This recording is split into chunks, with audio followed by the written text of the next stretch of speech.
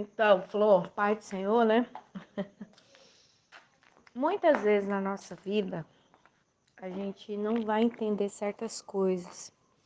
Eu creio que muitas coisas que Deus permite a gente viver é para a gente adquirir uma experiência com Deus, né? É para que o Senhor se mostre forte, soberano, como Ele é, e para que a gente também possa ter certa maturidade. A gente às vezes é muito nenê na fé. Às vezes a gente não tem maturidade de certas coisas espirituais, como funciona, como ocorre, né?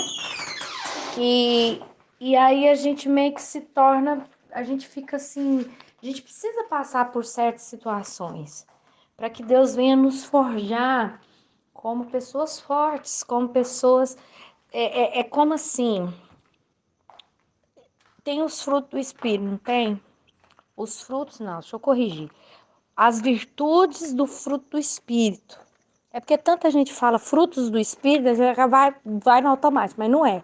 O fruto do Espírito, ele é um. As virtudes são 9, né?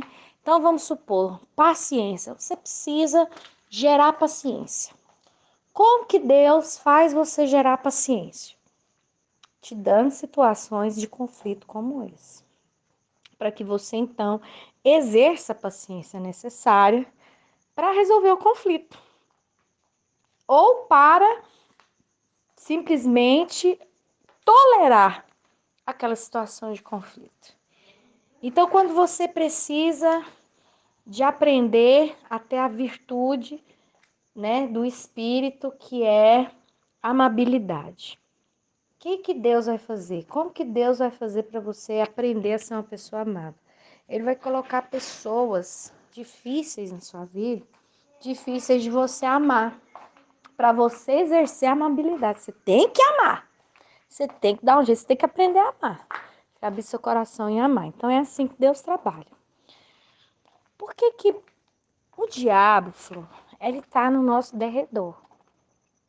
Ou seja, o diabo ele tá constantemente observando a nossa vida. Correto? E quando o diabo ele nota em alguém próximo a nós uma brecha espiritual, ele usa essa pessoa para nos ferir. E quem são pessoas melhores para ferir o nosso coração do que a nossa família? Uma coisa é uma pessoa lá de fora, lá da rua, que não te conhece, não convive com você, chegar e falar para você assim: olha, seu marido não vai voltar para casa mais não. Para de crer nisso. Anda, de ser besta, não sei o que, não sei o que, não sei o que. Você não vai nem dar atenção, aquilo não dói. Por quê? Porque aquela pessoa não tem um significado na sua vida. Ele não tem uma relevância na sua vida. Mas se um pai, uma mãe, uma irmã, um filho fala, dói. Porque são pessoas que significam muito para você, né? Sentimentalmente falando. Então, o diabo, ele sempre vai usar as pessoas da nossa própria família para nos desmerecer, para nos desmotivar, para fazer com que a gente acredite que é incapaz de Deus mover aquela situação a nosso favor. Mas por que essas pessoas são usadas? Porque essas pessoas estão dentro de brechas espirituais. São pessoas que têm mágoa no coração, são pessoas que têm rancor no coração, são pessoas que sofreram às vezes a mesma coisa que você e porque não viram a situação mudar, porque elas não se dedicaram, porque elas não se posicionaram, elas não permaneceram na fé, não buscaram, não foram obedientes, não pautaram a sua vida na palavra. E aí elas, aquele negócio, né? Deus tem que fazer, eu tô indo na igreja, só sento no banco e fico lá. Mas a vida tá totalmente bagunçada, os princípios não são os princípios do Senhor, né? Então não tiveram a sua vida transformada, aí as pessoas vêm te desmotivar. Por quê? Se eu não tive, ela também não vai ter. Mas isso não tem nada a ver, entendeu? Então o diabo ele sempre vai usar essas pessoas para tentar o quê? Te paralisar. Para tentar o quê? Te fazer entender que aquilo não vai acontecer. Porque o diabo sabe que Deus entrando na situação, Deus muda o negócio do cabeça para baixo. Deus faz o que ele quer. Então ele não pode barrar Deus. A gente precisa entender isso no mundo espiritual. O diabo ele não pode decretar para Deus, você não vai fazer. Não, senhor, você não vai pôr a mão aqui não. Deu que essa pessoa, o senhor não vai salvar, o senhor não vai mudar mesmo essa pessoa. Ele não pode fazer isso. Por quê? Não tem poder para isso. Mas o diabo, ele pode convencer a mim e a você de que essa pessoa nunca vai mudar. De que isso é uma causa perdida. De que não adianta eu orar, porque nada vai acontecer, amém? Então ele trabalha onde? Ele trabalha por meio dessas pessoas que estão ao nosso redor, porque ele não pode ir lá em Deus e barrar. Eu vou te mostrar uma coisa aqui. Quando Davi, eu estou falando agora de Bíblia, amém? Quando Davi, ele foi ungido a rei, ele foi rei logo em seguida? Não. Ele foi ungido a rei e ele continuou. No outro dia que ele foi ungido a rei, ele voltou para onde? Ele voltou para o campo. Ele foi pastorear as ovelhas. Ele sendo ungido rei, Deus usou o profeta. Olha só, o profeta Samuel era um profeta de grande importância, ele era o juiz de Israel. Então, ele era uma pessoa da mais alta confiança daquele povo. Então, quando Samuel ele chegava, o povo tinha total entendimento e total consciência de que Samuel falando era próprio Deus, ele era usado pelo próprio Deus para falar. Então aqui Samuel não era um profeta, ele era o profeta. Você está entendendo? Naquele tempo, amada, do profeta Samuel, estou falando com você, estou me arrepiando. Naquele tempo do profeta Samuel, a gente precisa entender que o Espírito de Deus não é como hoje. Porque hoje em dia, há muitos profetas, há muitas pessoas cheias do Espírito, há muitas pessoas que tem direção do Espírito Santo de Deus. E isso é bíblico, porque lá em Joel fala que o Espírito seria derramado sobre toda a carne. Só que no tempo de Samuel, não era assim, não. No tempo de Samuel, era um profeta falando. A gente não vai ver dois profetas falando na nação. Então, quando Samuel ele vinha, o povo sabia que era da parte de Deus, né? Então, Flor, pensa, Samuel entra dentro da casa de Jessé, pense, né? Pense aí uma autoridade. Vamos conjecturar aqui comigo, que é para você ter uma noção, né? Vou botar aqui. Ele morreu, mas vamos fazer de conta que ele ainda está vivo. Vamos botar aqui. Billy Graham. Você já viu a história de Billy Graham? Tá doido. Billy Graham foi um dos pregadores, sim, se não for o maior, né? Mais conhecidos da Terra e que mais foi cheio. Não, Billy Graham foi demais, né? Pregou em várias nações. Deus falava poderosamente através da boca de Billy Graham, né? Vamos supor, seria um Billy Graham entrando dentro da sua casa, entende? Então, não era qualquer pessoa que estava entrando. Então, você imagina a família de Jessé, entendeu? Almoçando ali, de boa, e de repente, do nada, entra Samuel ali, entendeu? Então, ou seja, para tudo que estava sendo feito na casa. O profeta de Deus está aqui, alguma coisa vai acontecer. E olha só, ele chega, né? Pergunta dos filhos. O que acontece? Vem quem? Vem os soldados, vem a turminha, porque os irmãos de Davi eram todos das tropas, eles eram homens, né? E Davi no campo. E Deus falou para para Samuel, não é nenhum desses aí. Manda chamar o outro. E ele fala, você tem outro filho? Tem, mas ele tá no campo, não sei o quê.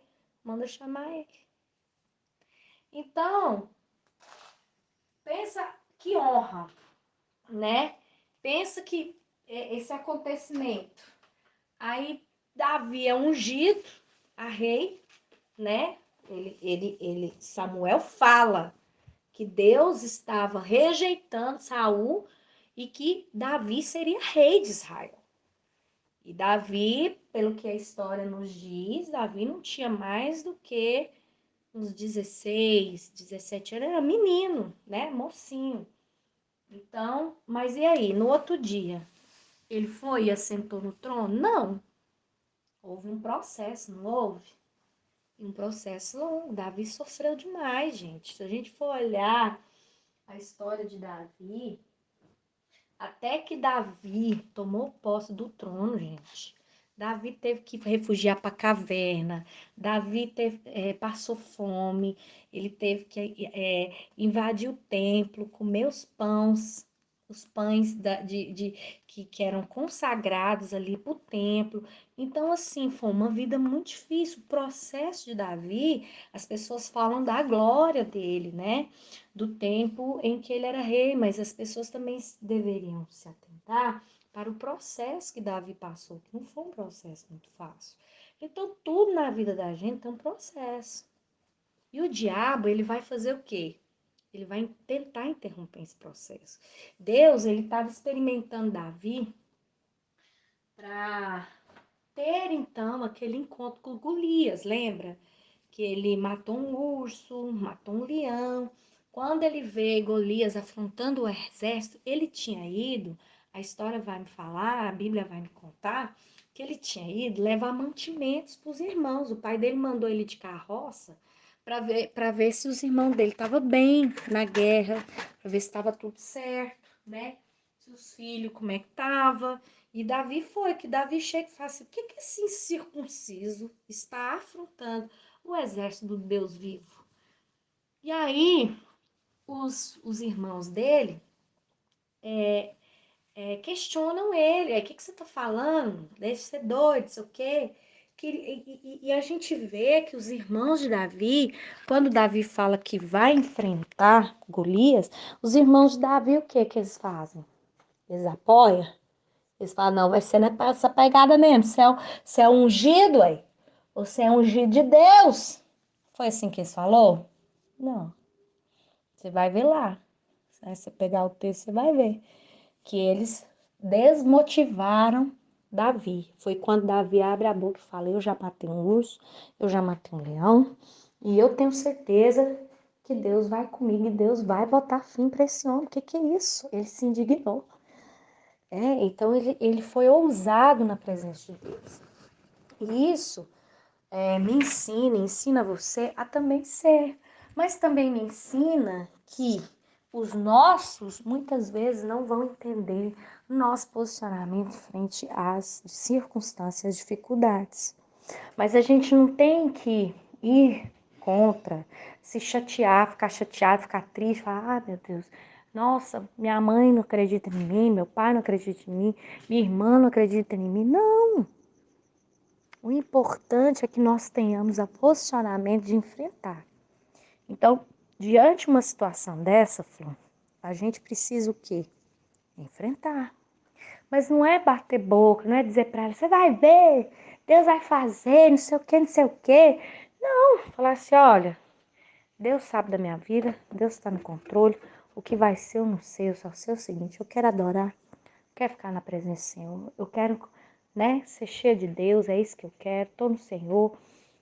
E essa situação vai mudando, entendeu? Tudo é fase. Tudo é fase, é Deus experimentando. Então, não deixa essas conversas, não deixa essas desmotivações afetar o seu coração e diminuir a sua fé, não, sabe? Hoje eu tava ouvindo a pregação da missionária Fancinete e ela falou algo assim que me impactou. Ela falou assim, quando eu estou em propósito? quando eu estou buscando algo da parte de Deus, que tudo se levanta contra. É gente me desmotivando, é gente falando para mim parar de orar, é gente vindo contra. Eu falo, Deus, glória a Deus, o Senhor já está liberando a bênção para mim? Por quê? Porque se não tivesse liberação do mundo espiritual, não tinha inferno se levantando, amém? Então, entenda isso, esses levantes, essas pessoas, como sendo a liberação do sim de Deus para aquilo que você está orando. Mas suporte o processo. Suporte o processo. O rei Davi passou por processo. Ele herdou o trono, herdou.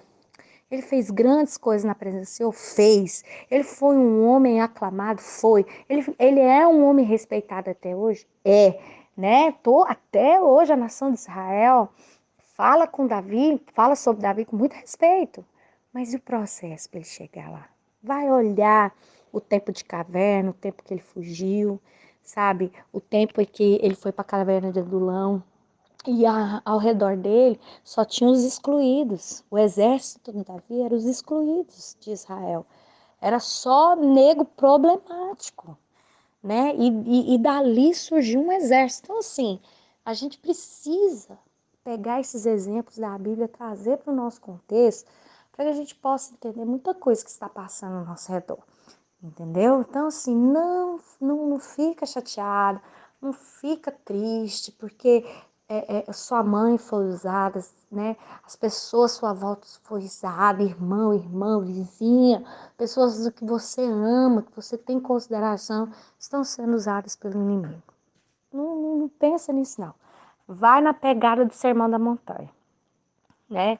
Jesus, depois do Sermão da Montanha, ele fala assim: a vocês foi ensinado, ame seu amigo e odeie seu inimigo. Pois eu te digo, ame o seu inimigo e ore por aqueles que te perseguem. Então ora, põe eles na presença de Deus, libera o perdão, mas continue firme, porque essa é a maior prova de que Deus está com você e algo no céu está se movendo a seu favor. Amém? A paz.